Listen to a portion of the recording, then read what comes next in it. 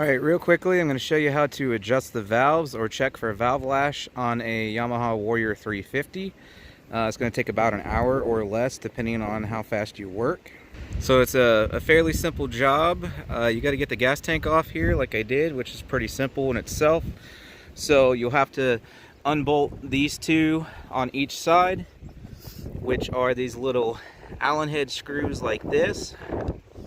And then down below you have a bolt on each side in this location, the same location on each side, that you have to remove, which they go through there, which is part of the tank. That's what they look like right there, 10 millimeter. Two mounting bolts right here, 10 millimeter on the tank.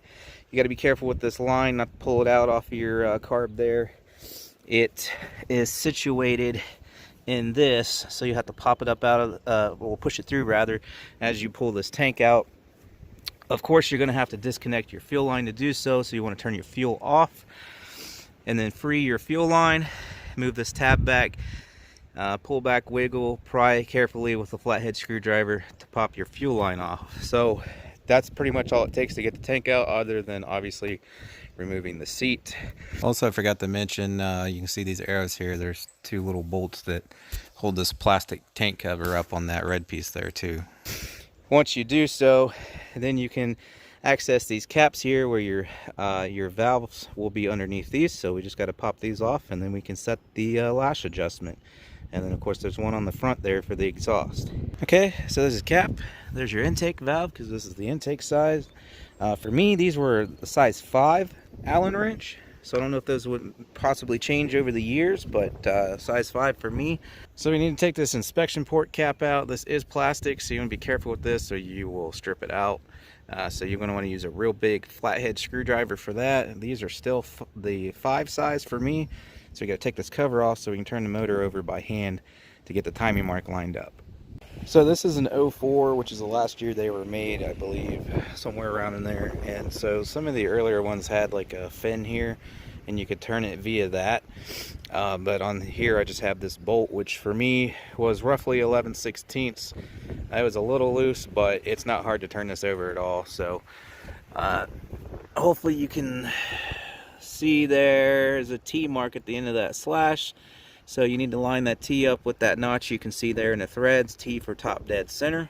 Okay, then you need to pop this cover off here. It's just two of those 5 millimeter Allen bolts again, so that we can inspect, make sure the timing mark is lined up there as well, because you can get it to line up here and it not be lined up there because it's not on the proper stroke. So let's see, there's a, there you can see that mark there, and it has to line up with, see that triangular thing hanging down. Now through this inspection point here, it looks like it's not lined up. You got to be careful with that, and it's hard to show on camera, but if you actually come down here and stick your head down in here, you can see it's actually lined up. So don't let it fool you. Depending on the your face has to be from here, you're looking at it at an angle, so you kind of get your head down in there and look up at it, and you'll see that it is lined up. So you got to get your T mark lined up there, and if it's in the proper stroke, then that will also be lined up there as well, which it is. Okay, then to check your valve clearance slash valve lash, whichever you prefer to call it. On your intake side here, the clearance should be between 0.06 millimeters and 0.10 millimeters. So there's a little gap down there, right there.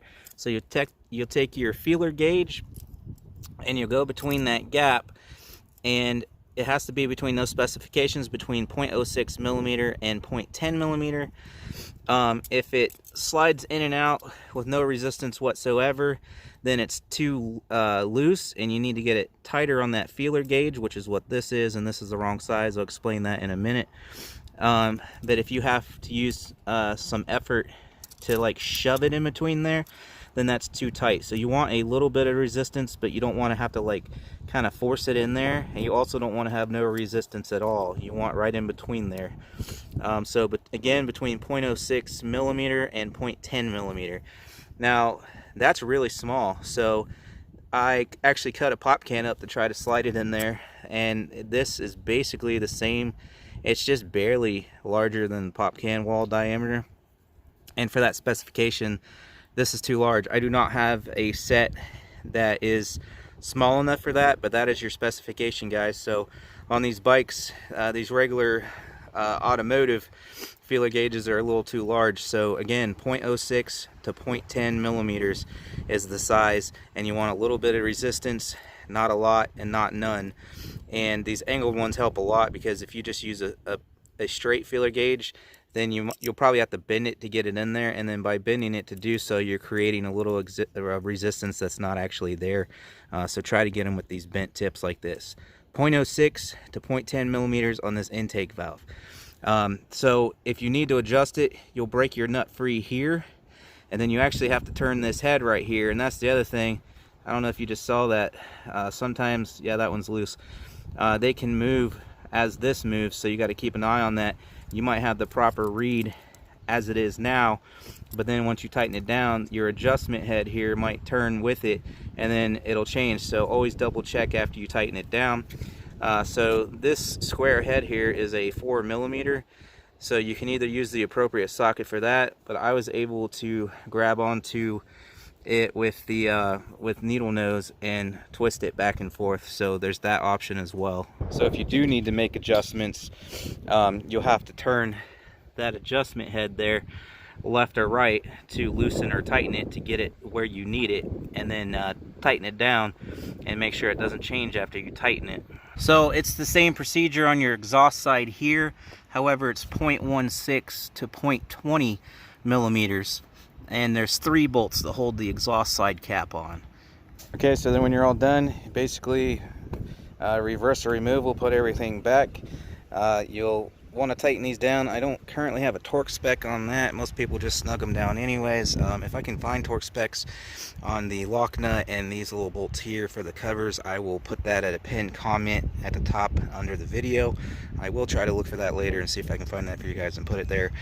But basically, snug this down real good. You don't want to over tighten it. Remember, this is small hardware, so just snug it down good, but don't hulk it on there. Just nice and tight with like a 1/4 inch drive stuff, or same thing for the cap bolts. And remember, this stuff is aluminum, so again, just till they stop, and just give them a hair more till they're snug, because you don't want to strip out the threads on that. It's aluminum.